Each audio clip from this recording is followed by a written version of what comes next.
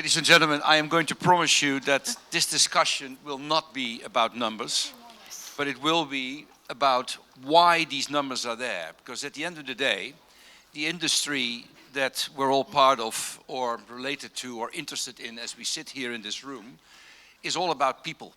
And it is about, they used to say, heads on beds or heads on pillows or whatever it is. And it depends on which heads are on those pillows today, what were they yesterday, and what will they be in the future. And that discussion I'm going to have, and I'm really honored, Nikki, and we've spent quite a bit of time already yapping because together, because the topic is such an interesting topic, and you are an expert on consumer behavior and on generations and what these generations do and what will drive our industry forward. And be prepared for some scary discussions. Nikki is an architect, or studied architecture and international business. She's South African, Australian, and she lives in New York. So when you talk about generations on many continents, Nikki, you've got quite a bit of experience. She had a professional career at QIC, where she dealt with one of the largest shopping owners in the world. Also there, consuming behavior was top of the charts. Nikki, thank you for being here with me today, and let's have a good discussion on what the future brings. So, what do you expect from Gen Z and Gen Alpha while traveling? What's going on? Yeah, we had quite a long discussion before. We were just in one of the conference rooms, and you couldn't tear us away from each other. We promised this is going to be a bit more of an organic, like two-way conversation. In the work that I do, I speak at a lot of conferences, and I advise a lot of different companies about the future. And when I'm talking about the future, I'm always talking about trends and technologies that are impacting the future of the built world. And one of the things that, and I don't know if anyone else attended that fantastic panel about technology, and we're definitely going to get a lot into technology, the two of us, but when we're looking at the future customer, a lot of the time Gen Z and Gen Alpha get left out of the conversation because they're young, they're kids, they're teenagers, they're young adults. And their expectation about any kind of experience is that they're always on technology. And I can see there's a few people in the room that have a similar approach. They can be in the conference and they can also be on their phones checking emails at the same time. And this isn't going to change. It's something that for every single space, every single place, you need to actually embrace that, that double way of being. That yes, you're in a physical space, but you also have this digital experience that needs to be complementary to it. And it's not going to go away. No, it's not. But the question is now today: what is Gen Z and what is Gen Alpha, and what is their influence today? What is it? Yeah. So who are they? Yeah. So Gen Z, broadly speaking, can be thought of as this. It's this generation born between 1997 and 2012. So we're talking about teenagers. We're talking about young adults. And they're super interesting because they're the first generation to have never known a world without the internet. So everything that they do is digital first. And they have certain characteristics that start to shape what they expect from the world. They're very eco-conscious. So if you have eco-consciousness as part of your portfolio, that's very important to them. The shared economy is very important to them. That's why, Uber, Airbnb, being able to rent a scooter in the street, these are the kind of things that appeal to them. They don't care so much about ownership. They just want to be able to access something on demand. Netflix instead of purchasing something. Spotify, having a subscription. This subscription model is something that's very interesting to them. So Gen Z, it's great to look at them because they set an example of what we can expect from future generations because they're the first one to come into it. Gen Alpha is the next generation coming through. They're 10 years old and younger. And Gen Alpha, we start getting a sense of what matters to them through, not through their spending habits, but through some of the forces that are shaping them. So Gen Alpha, if you think, who kind of cares about what kids want from a hotel? Well, actually, they're influencing 87% of household decisions. Parents are actually referring to what their kids want. So if you're trying to actually attract somebody to any of your hotels, think about, what's going to draw the kids in? And a lot of it has to do with how much time they're spending online, on social media, playing Roblox. Gen Z's 40% of Gen Zs actually spend, they're getting more information from TikTok and Instagram when they're searching for something rather than searching for it from Google. You know, so you think about the transformative power that social media has in terms of making decisions. It's an absolute game changer, but I don't think any industry is paying enough attention to it. No, I think well, it's actually quite dangerous. I think, and you know, when I'm sitting here as a senior citizen, so to speak, but at the same time, I run a business where of a little over 400 people, and in my team, 50% of my staff is under 35. So that is Gen Z, and it is devices. I mean, even myself, when we were having the pre-discussion, I mean, I wear an iWatch, I've got an iPad, I've got a mobile phone, and I've got a laptop. And they were all on the desk at the same time. Yeah, they're all on the desk at the same time. And now he's here with his piece of paper, so you know there's a place for everything. Yeah, so maybe I'm not that senior at all after all. But at the same time, the Gen Z generation is also, in my view, determined by the fact that they can't buy a house. Anybody who's under 35 does not make enough money to be able to buy a house in any of the metro cities. So if you can't buy a house, if you don't have the same spending power or earning power, if you like, as your parents did, then authenticity, travel, experience becomes more important. And you know, you become minimalistic. You don't really need to build up all that furniture anymore, because what for? So now translate that to this conference is about hotels and hospitality. So let's translate, what does that mean for hotel brands and hotel owners? What should they be investing in? What should they be looking at if we see that Gen Z, and even worse, Gen Alpha, who believes that TikTok is the truth?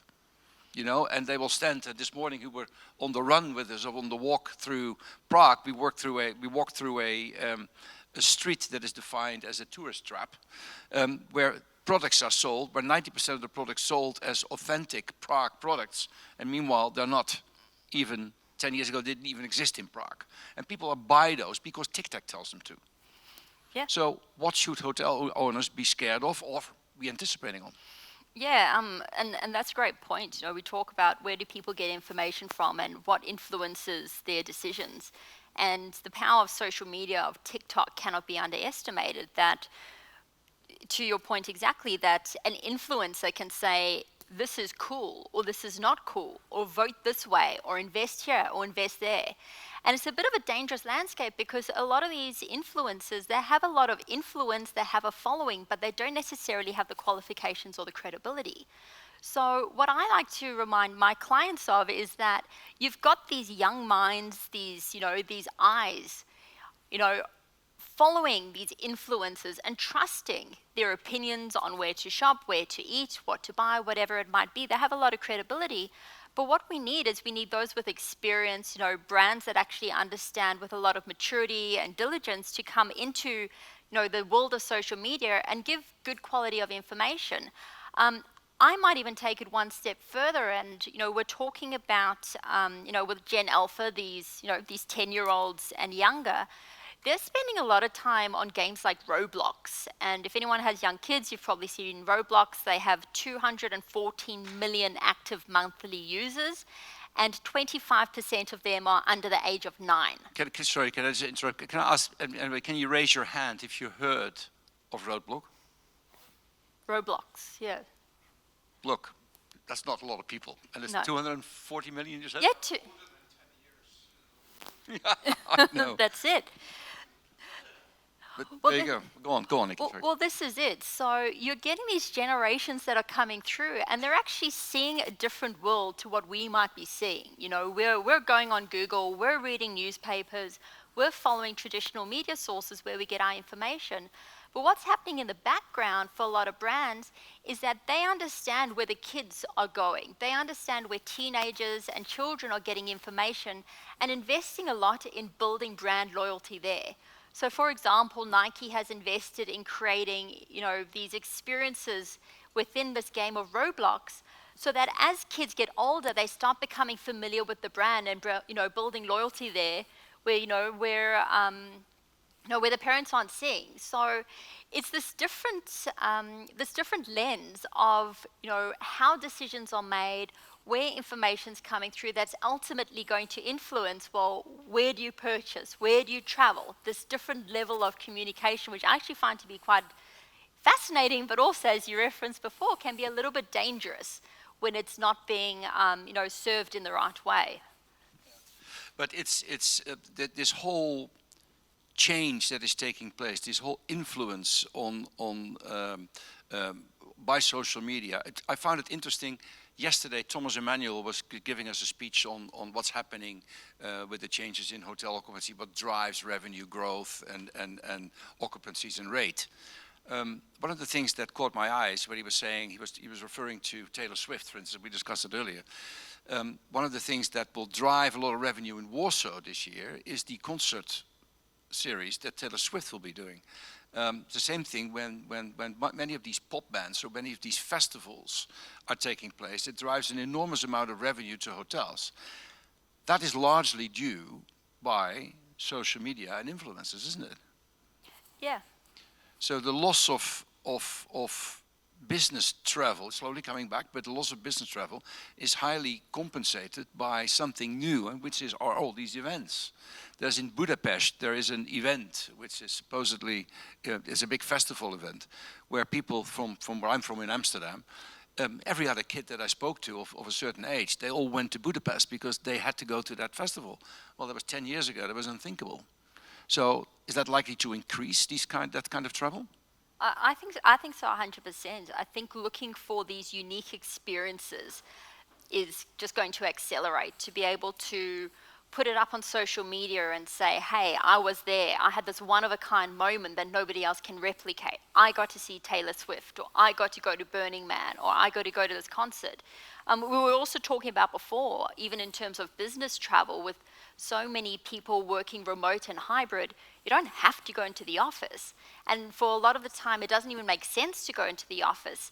But we're seeing more companies saying, well, let's actually make a reason for people to come together. And I'm a big believer that what we're going to see more of is, more conferences, more companies having, whether it's an annual get-together or a monthly or every 3 months, getting people from all around the world, all of their remote workers coming together in a group with a purpose, knowing that there's, good quality education, a venue that they want to be in, a different kind of model for even the workplace to bring people together. That's, this is this interconnectivity between different activities. It's not just a hotel as a standalone hotel. It's like, how does the hotel connect to these activities, like you're saying, entertainment as a draw card, or, or workplace, bringing companies together, or these different activities. There's going to be these different anchor events, or sale time that you can go shopping at, Bloomingdale's for the, the Christmas rush or whatever. What are these anchor activities that are going to bring people together? And how can you then, facilitate commerce in a unique and meaningful way that that you're going to, really embrace this kind of new hybrid way of living? So it's the hybrid way of living, but it's also, if you look at this hotel where we're sitting in here today, the Marriott, this is a typical hotel, and you could see that yesterday. There's a lot of travel, a lot of leisure travel, Viking Travels, Marriott, Hyatt, they're all living off these American travel tours, which is logical in a city like Prague. But a hotel like Marriott, a core brand Marriott hotel here, and if you look at the amount of lobby space, is that what the future looks like? Is that what Gen Z and Gen Alpha would like to have? I don't think so. I think there's going to be more of a mixed-use component to every type of asset class, because it makes sense to have these complementary uses. But when I say complementary, I think it has to be the use of the physical space. You might have some retail there, you might have some workspace, you might have some casual meeting spaces, as we're starting to see in office, that can have these quick coffee meetings, it becomes this kind of anchor space. But also in terms of that digital experience, if anyone's sitting in the lobby of the hotel, nobody is sitting there just, with their own thoughts. They're sitting there and they're on their devices. So if you think about, like, how can you actually start in understanding that consumer journey, that they're coming from an airport, that they're coming in, they're checking in, they're going to their room, they're waiting around the lobby. How can we actually make that a better experience using technology? And how can you actually start owning that relationship in a more meaningful way, especially as you're collecting a lot more data about the people coming through? And I think, dare I say, I feel like that's one of the most, and I know you did a lot of work in loyalty programs. I think that's just so untapped by every industry really delivering on unique experiences and unique products, because you have so much data on individuals that you can leverage. What music do they like? What are their dietary preferences? Are they from a different time zone? Why can't you create an environment where somebody comes into the hotel room, there's their favorite band playing, the lighting, the circadian rhythms is right for them if they're having jet lag, because you know where they're coming through.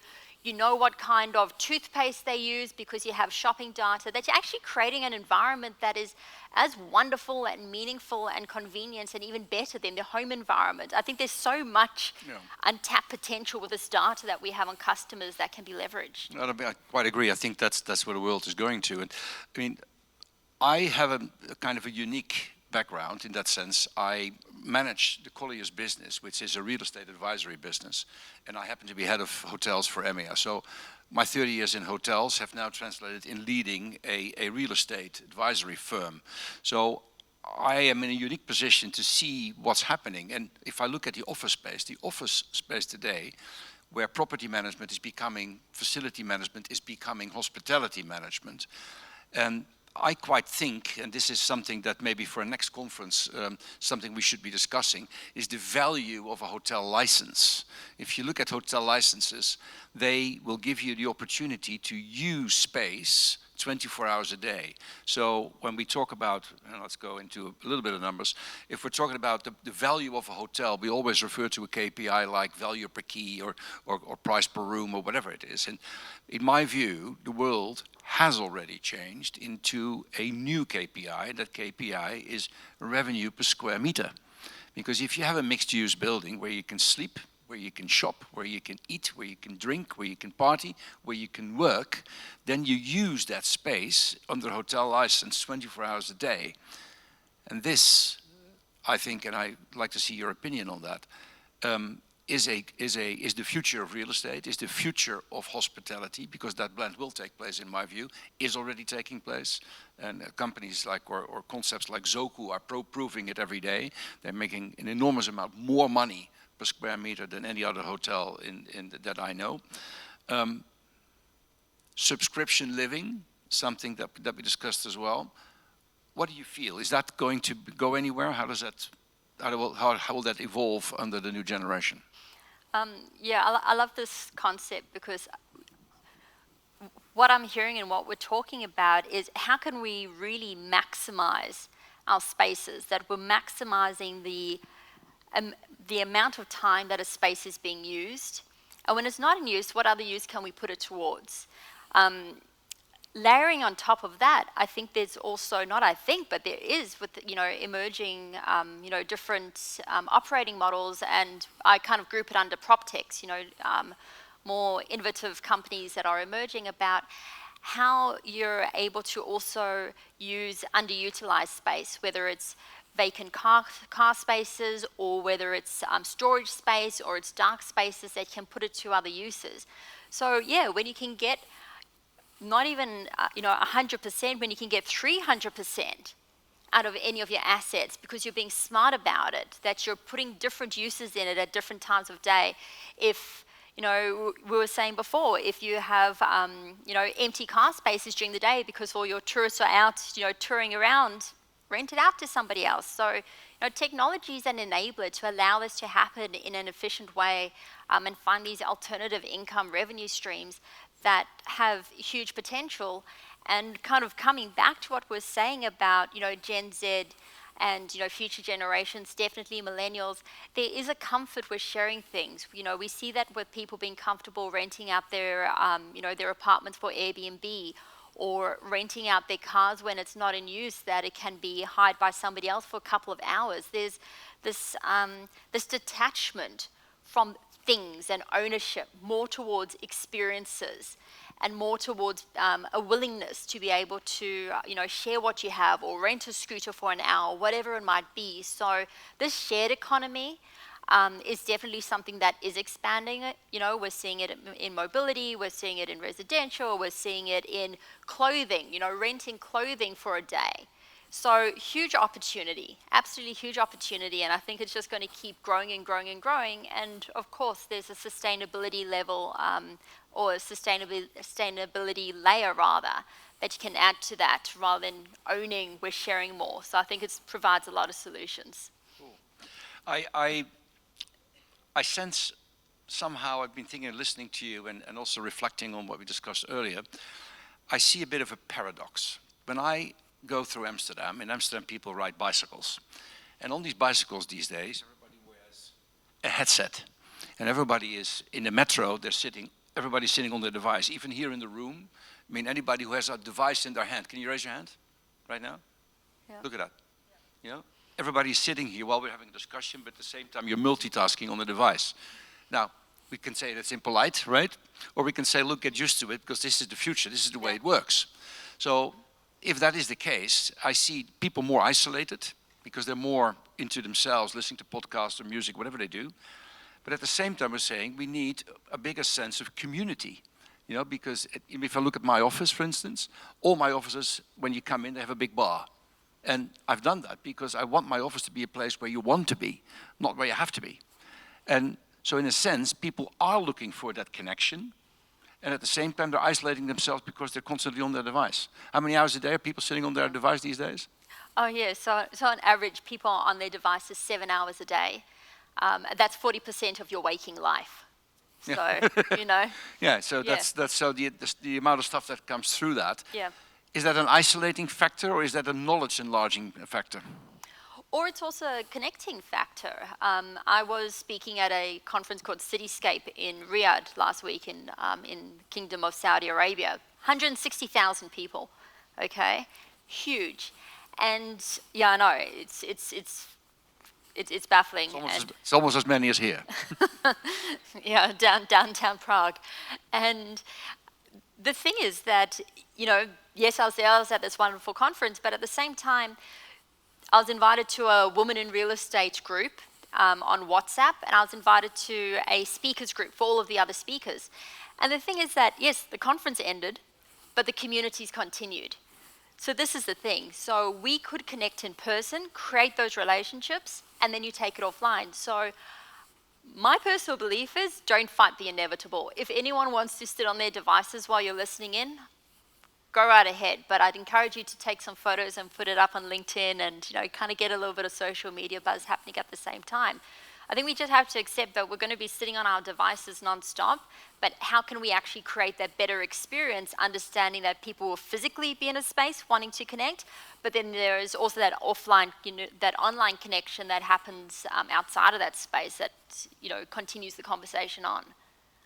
So, conscious of time, to round up, for the hotel industry, with all these changes, are hotels behind, at par, ahead of the curve?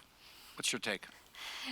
I think it's interesting. I was in general. In general, I was sitting in on the tech panel before, and somebody said, "Oh, hotels are so far behind."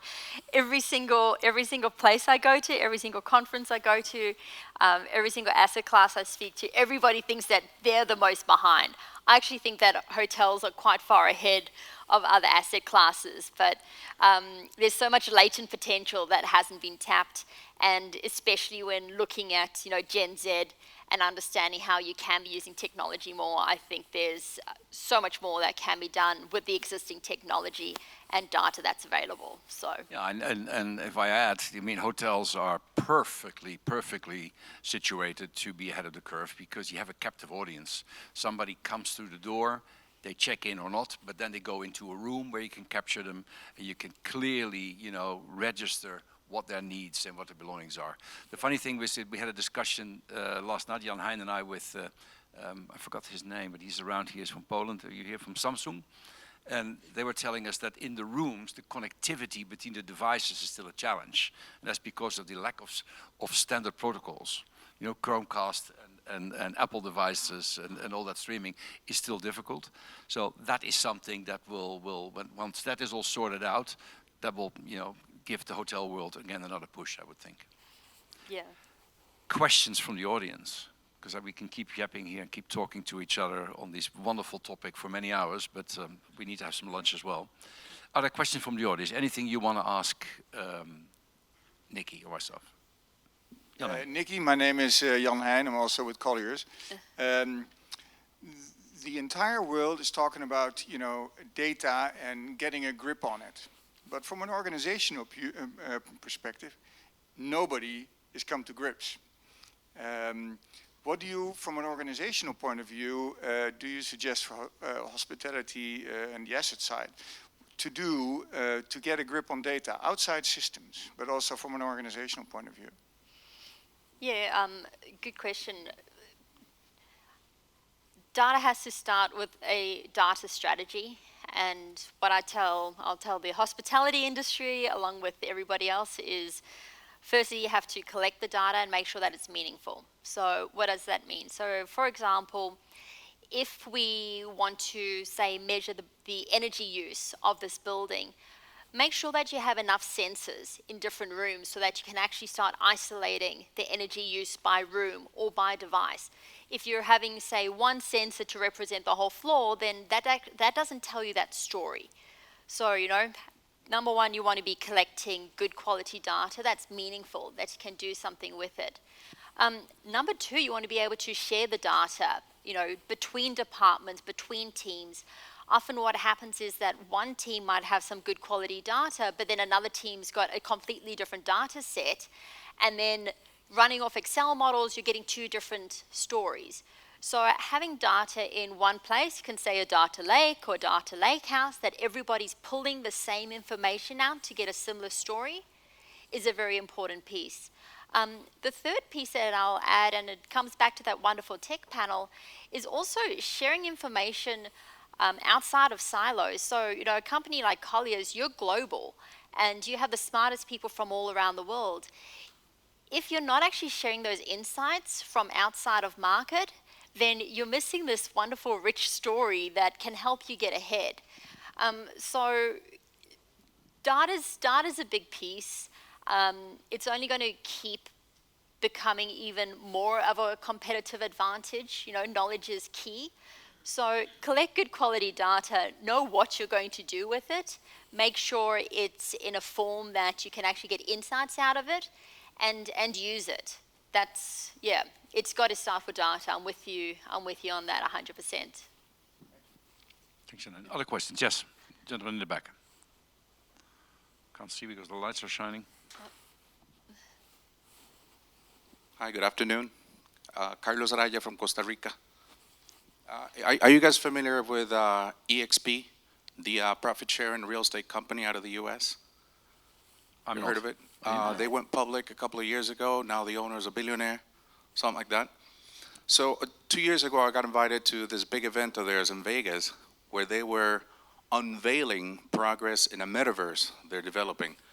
So they're a big real estate company in the actual world, and they're also developing a metaverse where they're going to be selling imaginary, I call, but it's virtual real estate. Yeah, it's already So happening. it's very easy to plug certain products into it. For example, cannabis providers. Okay, your little avatar walks to the cannabis store, it plugs into a delivery system, you get it out of your house. The same thing with McDonald's. But you mentioned Roblox, and Roblox is a training tool for that.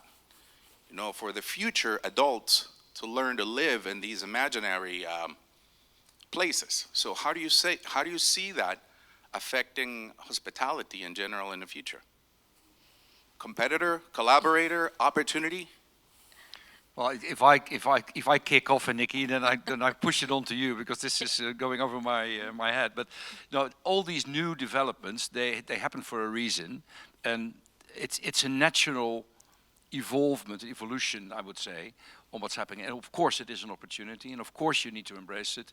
It's the same thing when you talk about AI. AI is going to come. No, AI is already here. And it's already affecting our lives, and it's affecting our decisions.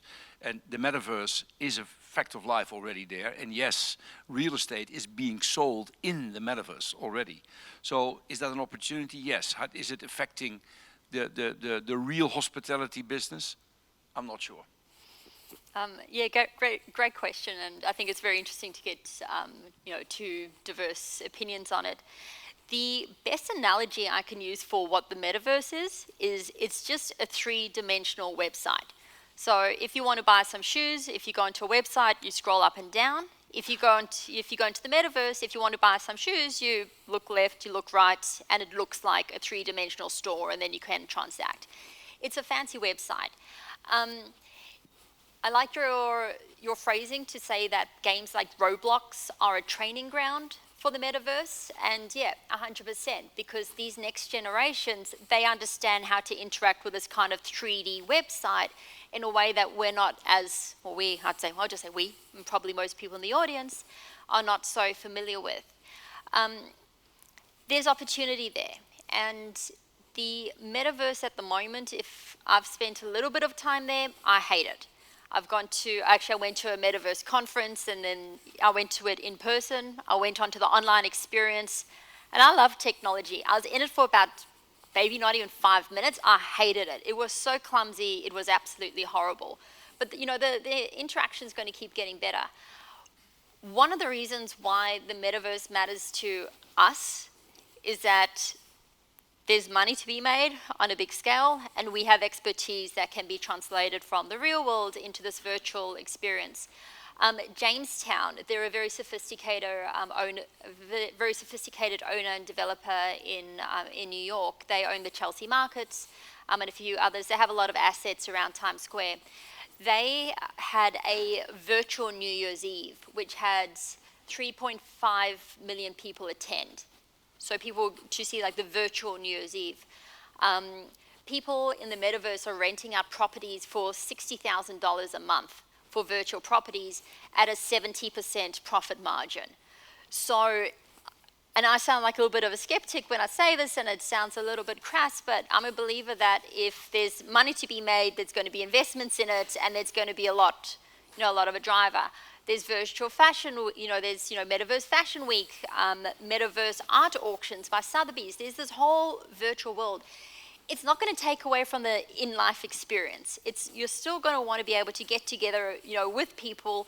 They're two different things. The virtual experience and the in-person experience are two different things. I think it's going to start taking, budget away and ad spend away from, traditional websites and traditional marketing rather than from hotels. I don't see it as a direct competitor of a hotel in any way, shape, or form. I think it's a competitor for other virtual ways of doing things. So, in the measure that people accept this imaginary reality, they will probably stop visiting actual properties.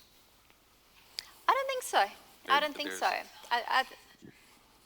Maybe. This is a whole different discussion that we should have over a drink. 100%. Last question. Anybody? Yes.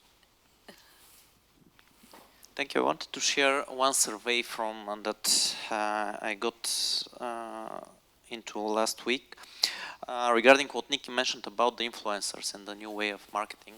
It was interesting for me to check the results. The results were the main question: influencer recommendations are more engaging than regular ads in the 4 different generations. So Gen Z, 53% of the people trust more the influencers rather than a regular ad. So these same guys, they trust their governments around 10% or less. Millennials, 49%, Gen X, 37%, funny for me as well, baby boomers, 19%. So it means that the way of we are marketing, selling, and etc. for the future is changing dramatically. 53% believe an influencer rather than what we are posting somewhere on our websites or wherever. So basically Kim Kardashian for president. It's possible. Maybe she could do it. Yeah, so that's a very insightful information. We discussed it earlier, but I'm not joking. I mean, this is, if you look at Brexit, Brexit was highly influenced by influencers, you know, and that it came to conclusions. Look at Donald Trump, how he's been using at the previous elections, and now again, he's been using influencers in his own social media channels, and it's really affecting people. You know, the TikTok, we just discussed it. So it's something that we can't fight it, it's there. And but did you say, Nikki, that the majority of people choose TikTok and Instagram over Google as a search engine? Yeah, more than 40% of Gen Zs are using TikTok and Instagram as a search engine. And yeah, and thank you for fact checking me. It helps, helps kind of show that I'm not leading you astray with some of this crazy stuff that I'm telling you about. But that's the thing. If you want to talk to your customers, you've got to be where they are. Gen Z's also spending more than 2 hours a day on YouTube every day.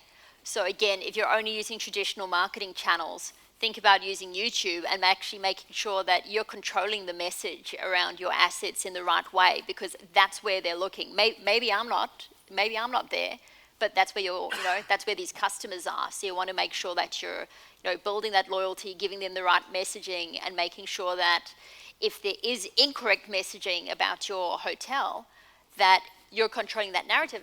And the other thing also, and you can fact check me on this too, one of the other reasons why Gen Z is very interesting and they're very influential in household purchasing or any kind of household decision is that because they're so online, they'll do the research. They'll go to comparison sites, they'll look at the reviews, they'll do a deep dive into what's online. The parents won't necessarily do that, so they'll kind of like outsource it to the more techy, tech savvy. So you want to make sure that where they're looking, that's the information that's being relayed up. And it's not just the kids, it's also the receptionist or the person making the booking or whatever. Everybody in that kind of space. So that's the end. No more questions. Thank you very much. Thank you. There's a hope for a whole new bright future in hospitality industry. Thank you very much. Excellent. Thank you.